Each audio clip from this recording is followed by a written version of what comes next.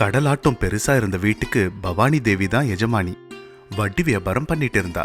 தன்னோட திமிருத்தனத்தாலையும் அகங்காரத்தாலையும் தாங்கிட்ட வேலை பார்த்துட்டு வந்த செல்வி, கோபால், வீரையா இவங்க கிட்ட மட்டும் இல்லாம ஊர்ல இருந்த ஏழை மக்கள் யாரா இருந்தாலும் அவங்கள இலக்கார பார்வையா பார்த்தா.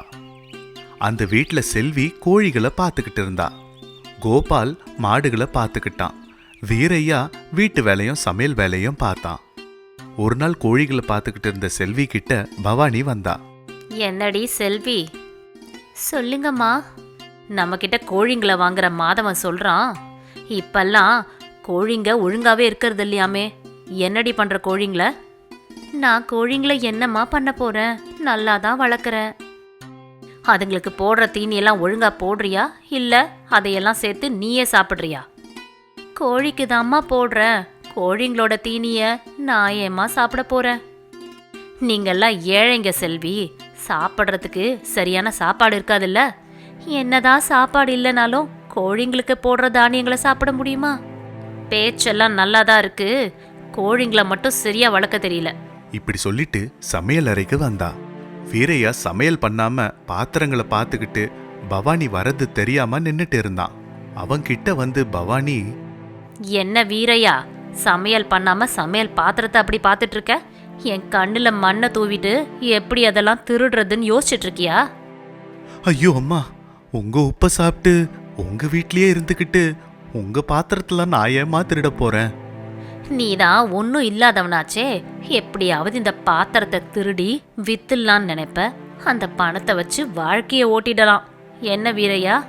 ஐயோ ஏம்மா, எங்க வாழ்க்கைனா உங்களுக்கு அவ்வளோ இலக்காரம்? இப்படி வீரையா கேட்டதும் பவானி சிரிச்சுக்கிட்டே அங்கேருந்து போயிட்டா. ஒரு நாள் செல்வி வருத்தத்தோட கண் கலங்கிக்கிட்டே சுஜாதா வீட்டுக்கு வந்தா. செல்வி அழறத பார்த்து சுஜாதா பதட்டப்பட்டா. என்னாச்சுமா செல்வி, எதுக்கு அழற? குழந்தைக்கு உடம்பு சரியில்லை. ஊர்ல இருக்கிற டாக்டர் பையனை வெளியே இருக்க கூட்டிட்டு போய் காட்ட சொல்றாரு. பணத்துக்காக பவானி அம்மா கிட்ட போய் கேட்டேன். பணம் கொடுத்தாங்களா உங்க பவானி அம்மா? இல்லம்மா, பவானி அம்மாவை பத்தி உங்களுக்கு தெரியும்ல. ஆமா, அந்த அம்மா எல்லாரையும் இளக்காரமா தானே பார்ப்பாங்க. அது தினம் தினம் அதிகமாயிட்டு தாமா இருக்கு. எனக்கு மட்டும் இல்ல செல்வி, இந்த ஊருக்கே தெரியும். ஆனாலும் அந்த பவானி அம்மாவை தானே எல்லாம் தலையில தூக்கி வச்சு ஆடுறாங்க. எப்ப பார்த்தாலும் கையெடுத்து கும்பிடுறாங்க. கொஞ்சமாவது இந்த கஷ்ட காலத்திலேயாவது கொஞ்சம் கருணை காட்டலாம்ல. ஆனா அவங்கள பத்தி எனக்கு நல்லா புரிஞ்சுதுமா. இனிமேல் எப்பவுமே அந்த பவானி அம்மா மாறவே மாட்டாங்கன்னு. இப்படி பேசிட்டு இருந்தப்போ செல்வியோட கணவன் சோமு ஜொரத்தோட இருந்த தன்னோட மகன் ரவிய கூட்டிட்டு அங்க வந்தான். செல்வி கண் கலங்கிக்கிட்டே சோகமா இருந்தா. என்னங்க, இப்ப பையனுக்கு எப்படி இருக்கு? உடம்பு நெருப்பு மாதிரி கொதிக்குது செல்வி. பெரிய ஆஸ்பத்திரிக்கு உடனே கூட்டிட்டு போனோம். பவானி அம்மா பணம் கொடுத்தாங்களா? இல்லங்க, அவங்களோட இளக்காரத்தை பத்தி உங்களுக்கு தான் தெரியும்ல. ஐயோ, இப்ப நம்ம பையனை எப்படி காப்பாத்த போறோம் தெரியலையே. இப்படி கொஞ்சம் இரு செல்வி, வர. இப்படி சொல்லிட்டு சுஜாதா கடகடன்னு வீட்டுக்குள்ள போனா. செல்வி, சோமு ரெண்டு பேரும் தன்னோட மகனை பார்த்துக்கிட்டே இருந்தாங்க. வீட்டுல இருந்து சுஜாதா கொஞ்சம் பணம் எடுத்துட்டு வந்து செல்வி கிட்ட கொடுத்தா. இந்த காசை வாங்கிக்கோ. முதல்ல ரவிய ஒரு பெரிய ஆஸ்பத்திரி கூட்டிட்டு போ. வேண்டாம்மா, இப்பவே நீங்க ரொம்ப பண உதவி பண்ணியிருக்கீங்க. அதனாலதான் உங்களை கேட்க முடியல. செல்வி, அப்படி ஏதாவது இருந்தா நம்ம அப்புறம் பேசிக்கலாம் செல்வி. முதல்ல ரவிய பெரிய ஆஸ்பத்திரிக்கு கூட்டிட்டு போ. சோமு, கிளம்புப்பா. இப்படி சொன்னதுமே சோமு செல்வியும் அந்த பணத்தை வாங்கிக்கிட்டு அங்கேருந்து கிளம்பினாங்க.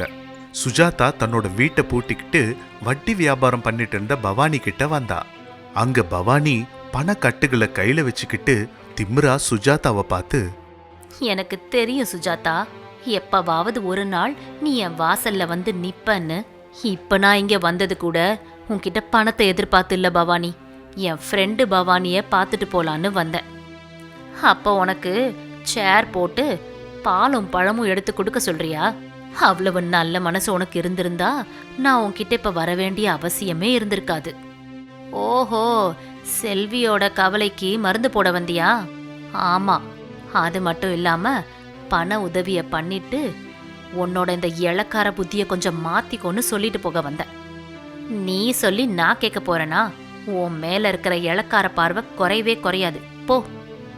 எதுக்கு பவானி எங்களெல்லாம் பார்த்தா உனக்கு இவ்வளவு இளக்காரம்? உங்ககிட்ட பணம் இல்ல, என்கிட்ட பணம் இருக்கு. பணம் இருந்தா இளக்காரமா பாப்பியா? அது மட்டும் இல்ல சுஜாதா, நீங்கெல்லாம் ஏழைங்க, மிடில் கிளாஸ் ஃபேமிலி. நான் பெரிய பணக்காரி. நீங்க சின்ன குடிசையில மண்ணு வீட்டுல இருக்கீங்க. ஆனா என்ன பாரு, நானு. இப்படி பவானி தன்னைத்தானே பெருமையா பேசிக்கிட்டு மத்தவங்களோட ஏழ்மையையும் நடுத்தர வாழ்க்கையையும் இலக்காரமா பாக்குறது சுஜாதாக்கு பிடிக்கல.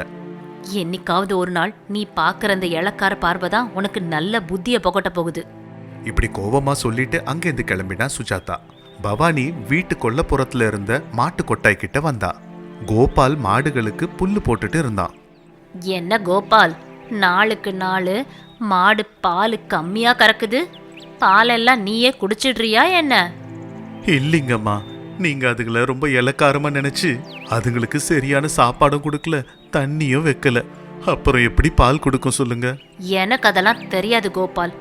என்ன பண்ணுவியோ ஏது பண்ணுவியோ, எனக்கு மாடுங்க பால் நிறைய கொடுக்கணும். அம்மா, மாடுன்னா கோமாத்தா. அத பாசத்தோட நம்ம குடும்பத்துல ஒருத்தரா, நம்ம கூட பிறந்தவங்களா அதை நினைச்சு பாத்துக்கணும். அப்போதானம்மா அந்த கோமாத்தா கூட நம்ம மேல பாசத்தை காட்டும். இப்படி பாசத்தை காட்டி மாடுங்களை நைஸா என்கிட்ட இருந்து பிடுங்கிக்கலான்னு பாக்குறியா? எனக்கு தெரியும் உன்னோட புத்தி. அதுக்கு தான் உங்களை மாதிரி ஏழைங்களை பார்த்தா எனக்கு இளக்காரம். சோறு போட்ட வீட்டுக்கே துரோகம் பண்ணுன்னு பாப்பீங்க. இப்படி சொல்லிட்டு பவானி அங்கிருந்து கிளம்பி போயிட்டா. இப்படியே நாட்கள் போச்சு. தினந்தனும் பவானியோட இலக்கார பார்வையால அந்த ஊர்க்காரங்க மனசெல்லாம் உடைஞ்சு போச்சு. ஒரு நாள் ராஜையா சந்திரையான்னு 2 நண்பர்கள் துணிகளை வித்துக்கிட்டே அந்த ஊரெல்லாம் சுத்திட்டு ஒரு மரத்து கீழே வந்து உட்கார்ந்தாங்க. நான் கவனிச்ச வரைக்கும் இந்த ஊர்லயே பெரிய வட்டி வியாபாரி பவானின்றவங்க வீட்டில தான் நிறைய பணம் நகைலாம் இருக்குன்னு தெரிஞ்சுக்கிட்டேன். நானும் உங்ககிட்ட அதை தாண்டா சொல்லணும்னு நினைச்சேன். நம்ம அந்த பவானி வீட்டை திருடினோன்னா வாழ்நாள் முழுக்க சந்தோஷமா இருக்கலாம். அப்ப எதுக்குடா யோசனை? எப்போ செய்யலான்னு சொல்லு. நீ அந்த வீடை சுத்தி முத்தி கவனிச்சியா? கவனிச்சேன்டா. பகலெல்லாம் வேலைக்காரங்க இருக்கிறாங்க, ராத்திரியில யாருமே இல்ல. அவங்க தனியா தான் இருக்காங்க. நள்ளிரவுல அங்க போனோம்னா மொத்தத்தையும் திருடிட்டு வந்துடலாம்.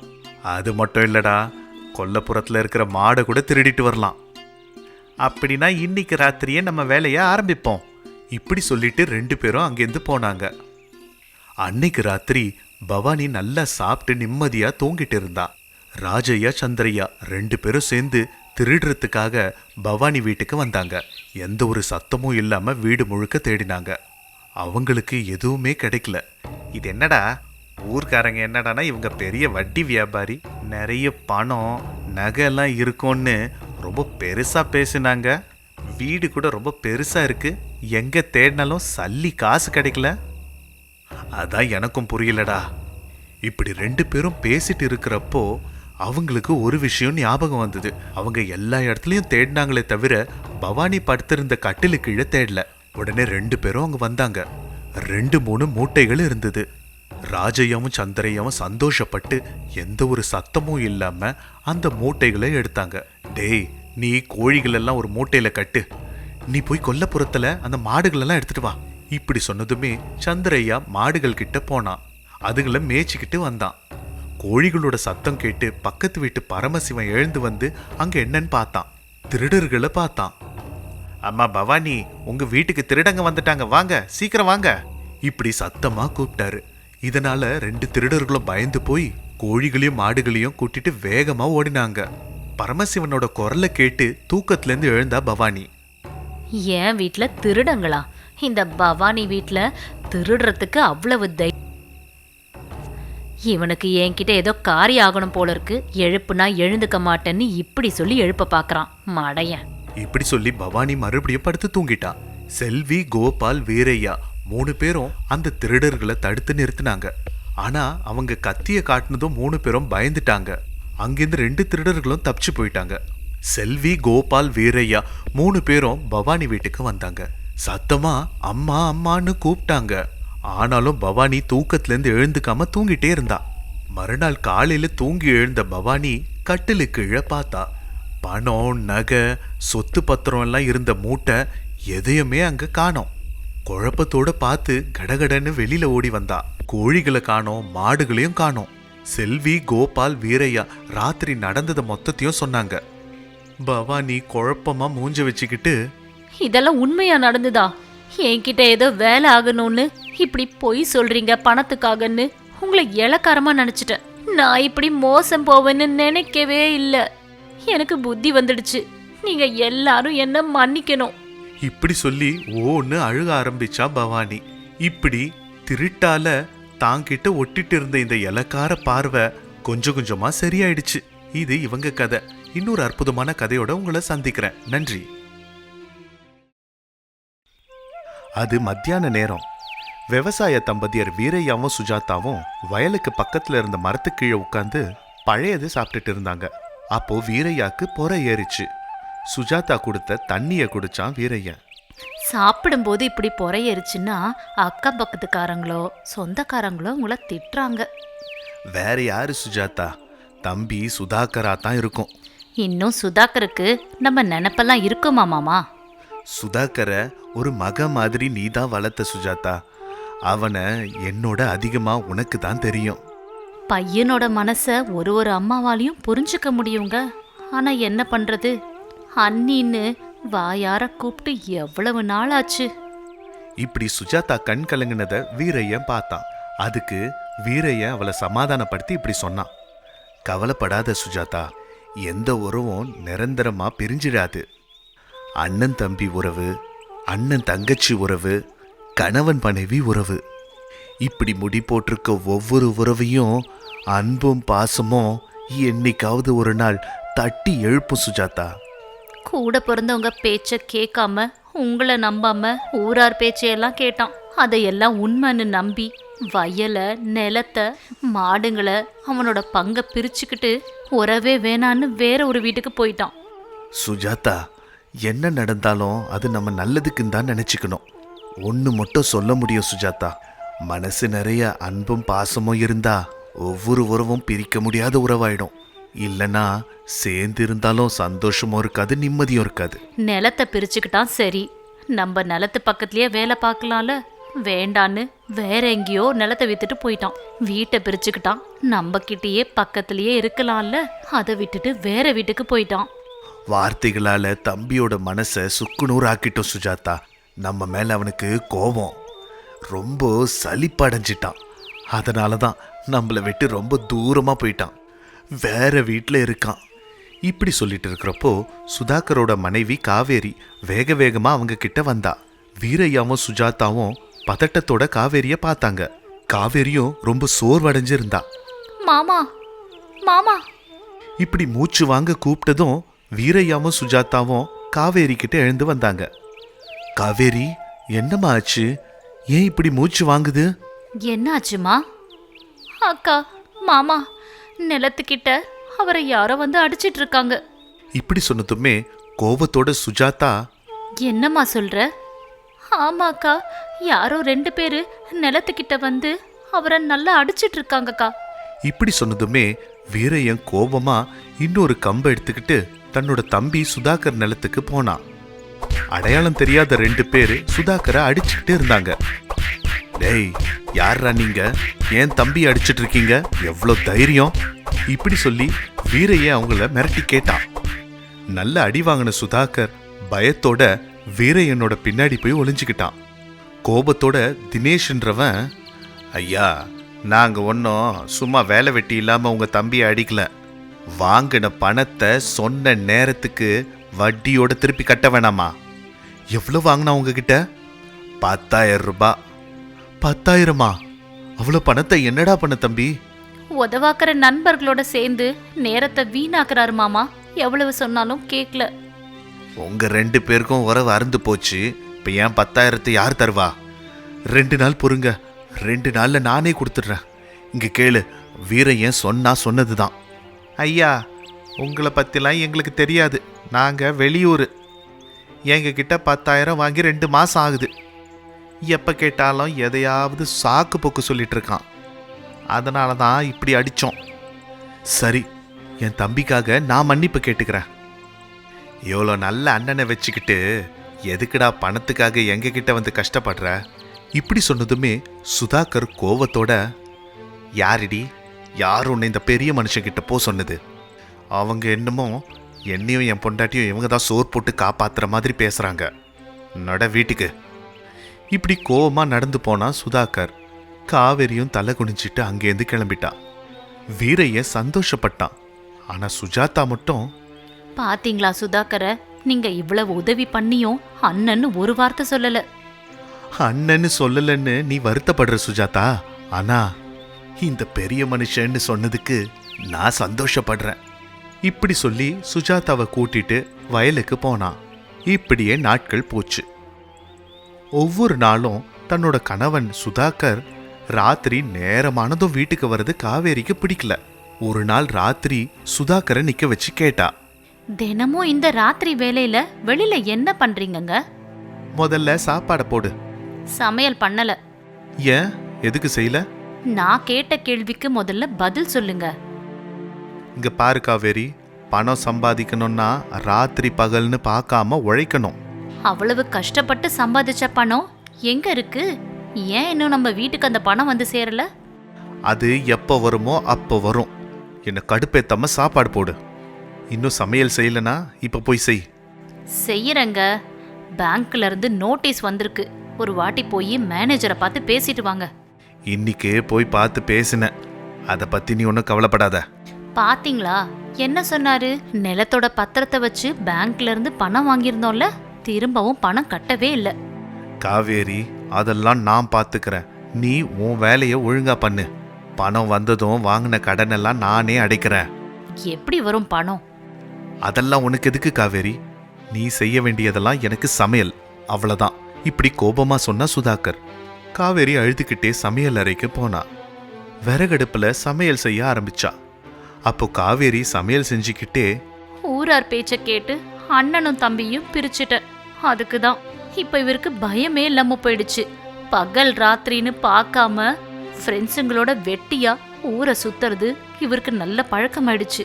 இப்படியே இவரை விட்டுட்டா இது சரிப்பட்டு வராது போல இருக்கு. அக்கா மாமாவோட கால்ல விழுந்தாவது அவங்களோட சேர்ந்து இருக்கணும். இப்படி காவேரி நினைச்சா. அப்போ வீரையன் அவன் வீட்ல பணத்தை எடுத்துட்டு வந்து சுஜாதா கிட்ட கொடுத்தான். விளைச்சல் பணம் முழுசும் வந்துடுச்சு போல. ஆமா சுஜாதா, பீரோல வை. நாளைக்கு பேங்க்குக்கு போய் மேனேஜரை சந்திச்சு நம்ம வாங்கின பணத்துக்கு வட்டியோட சேர்த்து எவ்வளவு கட்டணும்னு கணக்கு பண்ணி கட்டிடலாம். என்ன சொல்ற சுஜாதா? இந்த பணத்தை பார்த்ததும் எனக்கும் அந்த யோசனை தான் வந்ததுங்க. இப்படி சந்தோஷமா அவங்க 2 பேர் பேசிக்கிட்டே இருந்தாங்க. இப்படி அன்னைக்கு நாள் கழிஞ்சுது. மறுநாள் காலையில வீரையன் தன்னோட வயல்ல வேலை பார்த்துட்டு இருந்தான். வீட்ல இருந்த சுஜாதா, மத்தியான நேரம் ஆயிடுச்சு, இவர் இன்னும் நிலத்துல இருந்து திரும்பவே இல்லையே, பேங்க்குக்கு எப்ப போறது? இப்படி நினைச்சிட்டு இருந்தா சுஜாதா. இன்னொரு பக்கம் ஒரு கார் வந்து சுதாகரோட வீட்டு முன்னாடி நின்னுது. காவேரி ஒன்னும் புரியாம அந்த காரையே பார்த்தா. பேங்க் ஆபீசர் புருஷோத்தமும் போலீஸ் ஆபீசர் மனோகரும் இறங்கினாங்க. வீட்ல இருந்து சுதாகரும் காவேரியும் வெளியில வந்தாங்க. அவங்கள பார்த்ததுமே காவேரிக்கு பதட்டமாயிடுச்சு. என்னங்க, பேங்க் ஆபீசர் போலீஸோட வந்திருக்காரு, கொஞ்சம் நிதானமா பேசுங்க. என்ன பண்ணுவாங்க, நீ வீட்டுக்குள்ள போ, நான் பேசி அனுப்புறேன். என்ன சுதாகர், நீ வருவேன்னு நான் இவ்வளோ நேரம் காத்துட்டு இருந்தேன். நீ வரவே இல்லை, அதுக்கு தான் நானே வந்துட்டேன். போய் பணத்தை எடுத்துட்டு வா.